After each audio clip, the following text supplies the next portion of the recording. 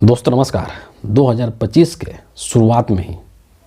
फरवरी महीने के अंदर दिल्ली में विधानसभा का चुनाव होना है और उस विधानसभा चुनाव को लेकर के दिल्ली के अंदर अरविंद केजरीवाल साहब और आम आदमी पार्टी ने पूरे तरीके से कमर कस ली है।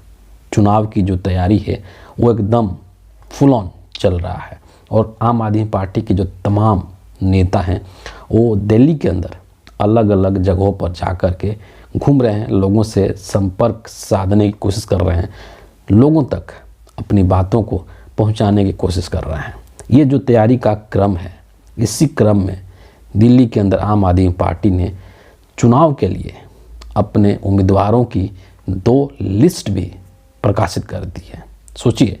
कि अभी चुनाव आयोग के द्वारा चुनाव की तारीखों का ऐलान अभी नहीं हुआ है, लेकिन उससे पहले ही आम आदमी पार्टी ने अपनी 2 लिस्ट जो है वो जारी कर दिया है। कुछ दिनों पहले आम आदमी पार्टी की एक लिस्ट आई थी उम्मीदवारों की, जिसमें कि 11 उम्मीदवारों के नाम देखने को मिले थे और इन 11 में से 6 नाम ऐसे थे जो कि आम आदमी पार्टी के नहीं थे, बल्कि वो बीजेपी या फिर कांग्रेस के वैसे लीडर्स थे जो कि अपनी अपनी पार्टियों को छोड़ करके और आम आदमी पार्टी ज्वाइन कर लिए थे। वैसे लोगों को 6 लोगों को केजरीवाल साहब ने टिकट देने का काम किया था दिल्ली विधानसभा के अंदर। और अब जब दूसरी लिस्ट आई है तो इसमें 20 उम्मीदवारों के नाम हैं और इसमें भी ये जो 20 उम्मीदवार हैं इसमें 13 जो है वो सिटिंग एमएलए हैं जिनका कि टिकट काट दिया गया है और जो 2 एमएलए हैं उनका सीट जो है वो चेंज कर दिया गया है। एक मनीष सिसोदिया साहब आपको पता है और दूसरा राखी बिरला साहब। लेकिन ये जो दूसरा लिस्ट आया है आम आदमी पार्टी का, जिसमें कि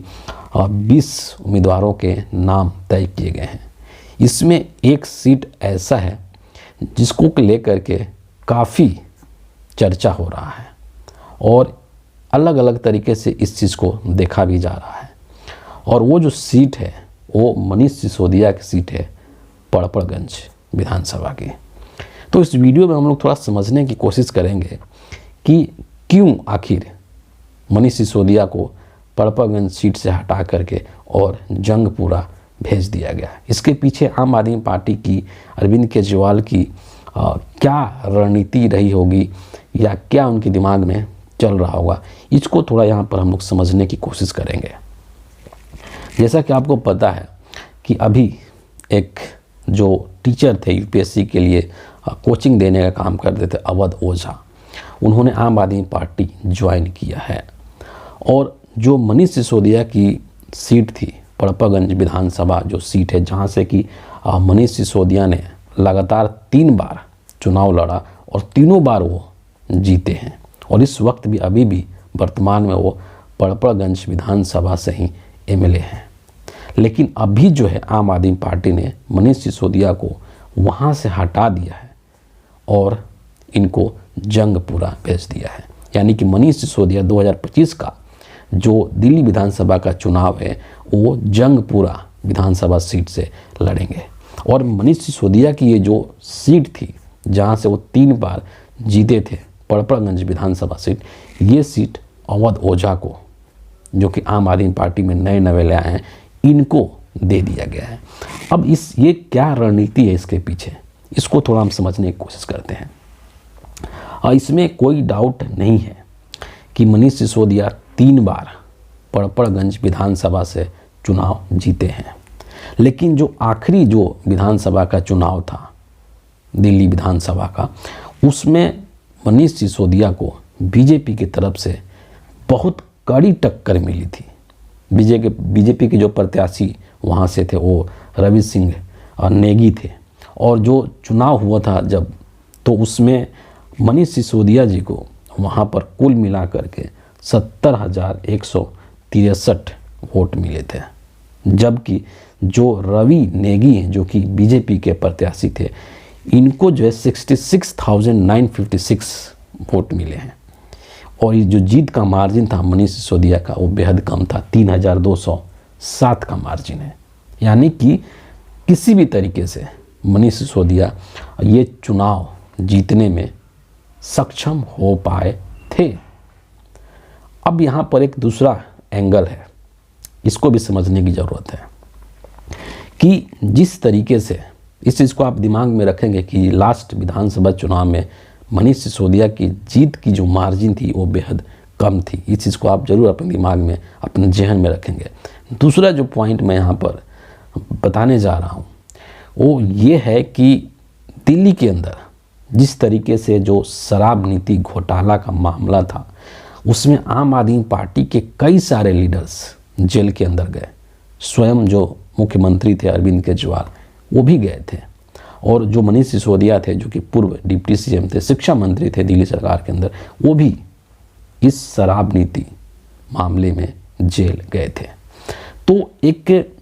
कोशिश की गई थी, हालांकि ये साबित नहीं हुआ है दोस्त, और बीजेपी जो है या बीजेपी के जो लोग हैं वो इस चीज़ को साबित नहीं कर पाए कोर्ट में कि ये मामला कितना सही था और इसमें अरविंद केजरीवाल या मनीष सिसोदिया दोषी थे या कि नहीं थे। इस चीज़ को अभी प्रूफ नहीं किया गया जा सका है,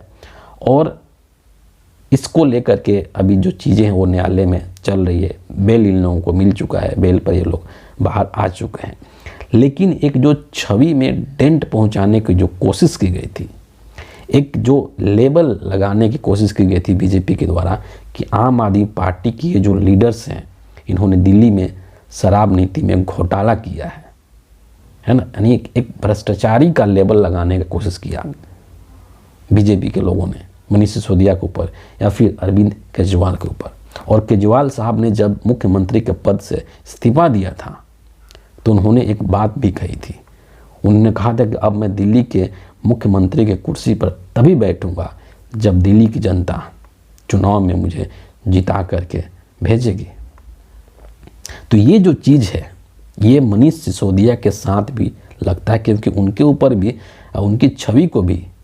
कहीं ना कहीं दागदार बनाने की कोशिश की गई थी। तो आम आदमी पार्टी की जो एक रणनीति हो सकती है कि चूंकि लास्ट विधानसभा में मनीष सिसोदिया बड़ी मुश्किल से पड़पड़गंज विधानसभा से चुनाव जीते थे,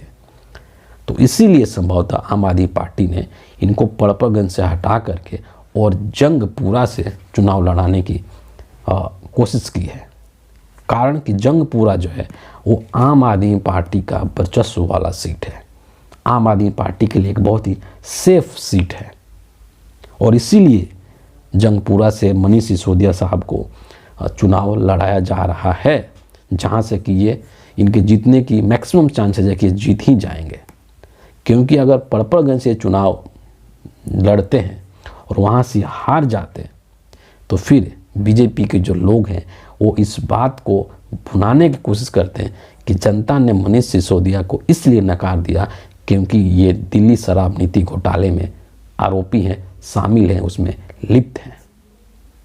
तो यहाँ पर आम आदमी पार्टी की मुश्किलें बढ़ जाती हैं। इसलिए एक सेफ सीट जो है वो ढूंढा गया है जंगपुरा का, जहाँ से कि मनीष सिसोदिया चुनाव लड़ेंगे और चुनाव वहाँ से ये जीत जाएंगे। यानी कि मनीष सिसोदिया के चुनाव हारने जीतने को लेकर के कोई रिस्क नहीं लेना चाहती है आम आदमी पार्टी, क्योंकि ये कहीं ना कहीं ये चुनाव जो है 2025 का न सिर्फ मनीष सिसोदिया के लिए बल्कि अरविंद केजरीवाल के लिए भी और आम आदमी पार्टी के लिए भी लिटमस टेस्ट जैसा है। तो इसलिए कोई रिस्क नहीं लेना चाहते हैं कि जो पार्टी का जो टॉप जो लीडरशिप है वो उनकी छवि पर किस तरीके के दाग ना है, बीजेपी को ये मौका ना मिले कहने को कि ये लोग इसलिए चुनाव हारे हैं क्योंकि दिल्ली की जनता ने इनको नकार दिया है, क्योंकि इन्होंने दिल्ली के अंदर शराब नीति घोटाला किया है, भ्रष्टाचार किया है। ये एक सबसे बड़ी वजह हो सकती है पड़पड़गंज विधानसभा सीट से इनको हटाना और जंगपुरा भेजना। दूसरा एक लाइन और यहाँ पर मैं अवध ओझा के बारे में कहना चाहूँगा कि यहाँ पर अवध ओझा को जो पड़पड़गंज विधानसभा का सीट दिया गया है चुनाव लड़ने के लिए, वो संभवतः इसलिए दिया गया है ताकि अवध ओझा को भी एक कहते हैं ना, उनको भी एक सेटिस्फेक्शन हो सके कि नहीं, हमको जो सीट मिला है वो कोई ऐसा वैसा सीट नहीं है, बल्कि ये वो सीट है जहाँ से कि आम आदमी पार्टी के पूर्व उप मुख्यमंत्री 3 बार चुनाव लड़े हैं और तीनों बार चुनाव जीते हैं। तो एक उनको भी कहीं ना कहीं खुशी होगी कि मुझे ऐसा सीट मिल रहा है चुनाव लड़ने के लिए। अब ये अलग बात है कि बीजेपी के द्वारा अगर इनको इस बार कड़ी टक्कर दी जाती, क्योंकि अवध ओझा का कोई राजनीतिक वर्चस्व नहीं है, कोई उनकी राजनीतिक कोई वजूद नहीं है और कोई बहुत लोकप्रियता नहीं है राजनीति के अंदर। तो अगर इस बार चुनाव हार भी जाते हैं अवध ओझा पड़पड़गंज से, तो वो एक तरीके से उनके ऊपर वो हार का ठीकरा फूटने वाला है कि हमने तो आपको वहाँ पर जो केजरीवाल साहब हैं या आम आदमी पार्टी है, वो ये बात कह कर निकल जाएगी कि हमने आपको जो है वो उप मुख्यमंत्री का सीट दिया था, लेकिन फिर भी जनता ने आपको वोट नहीं दिया, तो उसमें हम क्या करें, है ना। यानी कि जो पड़पड़गंज सीट पर जो फाइट है वो अगर मनीष सिसोदिया के फेवर में अगर नकारात्मक रूप से जाता, तो उस चीज़ को आम आदमी पार्टी ने अवध ओझा की तरफ मोड़ दिया है। यानी कि जो हार मनीष सिसोदिया की तरफ जाता, कहीं ना कहीं आम आदमी पार्टी ने उसको अवध ओझा की तरफ